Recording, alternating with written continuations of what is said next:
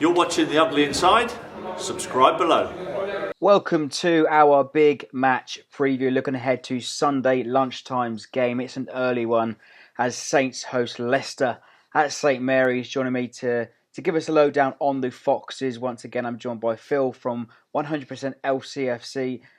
Welcome back, mate. How you doing? I'm really good. How are you, Freddie? Not too bad. I'm looking forward to Sunday's game, although not looking forward to the early kickoff. I know. Well, yeah, you've probably not got as far to come as most Leicester fans as well for that early 12 o'clock kickoff. It's very antisocial, these get matches, isn't it? So let's first of all talk about Leicester's current form. It's far and away from what happened last year. Obviously, last year everyone would say you overachieved. Obviously, this time round, you're floating above relegation, and you could get drawn in quite easily. So, can you describe the contrast in the form from last season to this season? What's so different? What's happened? I think normal service is resumed back in Leicester. That's what's gone on. I think. If more or less it's the same. We only lost one player in the summer, as most people know, which was N'Golo Kante, and surely one player, a defensive midfielder, make all the difference. Well, it appears like it slightly has done. Mix in with that a lot of new contracts for players who you could argue have earned them but overachieved. People like Jamie Vardy. People like Riyad Mahrez earning rumoured to be things like £100,000 a week. So there just feels like, you know what it's like from the fans' view, from the terraces. It sort of looks like, have we got some players who did very well last season, and this year they've been rewarded with some nice goodies, and perhaps don't look quite so bothered.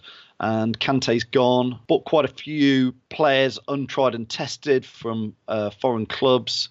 Mixed it all up, and that recipe doesn't look half as good as it did this time last year. I think that's it. Well, in the form book, it's one win in 6 in the league. Well, as it turns out, that's pretty much the same as our form right now. But Yeah. Does that tell the whole story, or how have Leicester been performing recently? Oh, it's got all the makings of a great Sky match, hasn't it, on Sunday? Leicester against Southampton. Although normally it is quite entertaining. There's normally a few goals, normally a 2-2 draw. We absolutely thumped Man City, and to be fair, I know Everton did the other day as well. But we look right back on our day. I still think we could beat anybody this season. But when we're bad, we can look pretty dire. So it sort of depends what Leicester turns up at St Mary's on Sunday. A couple of our sort of superstars, Riyad Mahrez and Slimani, are actually at the African Cup of Nations. I don't know if you guys have got many players out there at the moment, but a couple short from our side. That's right. Well, that brings me to my next point, really. That's, you said Slimani and Mahrez are at the African Cup. So, how important are they for Leicester City, and who can provide the creativity in their absence? Well, if I'm honest, this season, Riyad Mahrez, there'd be a lot of Leicester fans say not a problem him not being there, because to be fair, when he's been on the pitch, he's sort of, in all honesty, looked a bit like he's not there anyway. He's one of these luxury players. When you're playing well and when he's in a good side, he is sensational, and his first touch is amazing. But a bit like Payet for West Ham this season, if it's not going your way, then they look like they're the sort of player who sort of hides away from the gritty battle. So he is a miss for me, because he can, in one fleeting moment, a bit like your old guy Matt Letizia, couple of tricks and flicks, and suddenly, he's created 2 goals. Slimani, if you put the ball 8 yards out on his head, he scores. But pretty much apart from that, not a lot else, if I'm honest, for 30 million. With that being said, what are the expectations of Leicester this season? Is it the same as it was last year, targeting 40 points, or is it something higher? Obviously, you've got Champions League to look forward to as well after this run of games in February. Yeah, I've got to be honest now. I mean, at the start of the season, I guess I was being an idiot, because after last year, I was hoping we'd be top 4, maybe top 6, and solidify from maybe we're going to go on to 4 or 5 years of potentially being a top 6 club after what we miraculously achieved last year. But now, we're past Christmas now, the reality is well and truly in. For me, it is hopefully not a relegation battle, but it's get to that 40 points as soon as possible.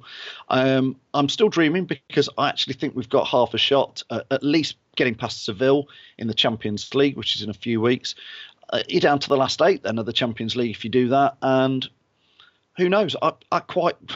It's daft to say it, but I could see us maybe getting to the semi-finals.